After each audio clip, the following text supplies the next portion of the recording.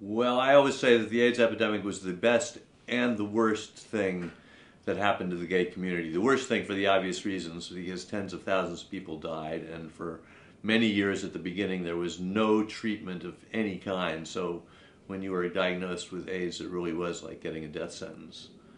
And the reason it was the best thing was that it stimulated a degree of organization that the gay community had never known. So that for the first time you had really vibrant organizations of gay lawyers and gay doctors and eventually gay journalists, and all of us lobbying fiercely for faster introduction of experimental drugs and more government support for research into those drugs and more government support for the treatment of AIDS patients by providing more hospital beds and so on and so forth. And also forced so many people out of the closet that, like beginning with Rock Hudson, the movie actor who nobody knew was gay until the AIDS epidemic, or at least nobody outside the gay community knew he was gay.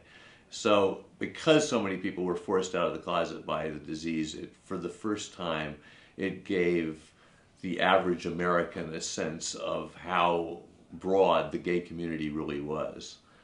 And in fact, it's interesting because the very first gay book, a nonfiction book called The Homosexual in America in the 1950s, one of the things the author said was, if only something would happen that would force everyone to come out of the closet at the same time. And 30 years later, the AIDS epidemic came closer to doing that than anything else ever had.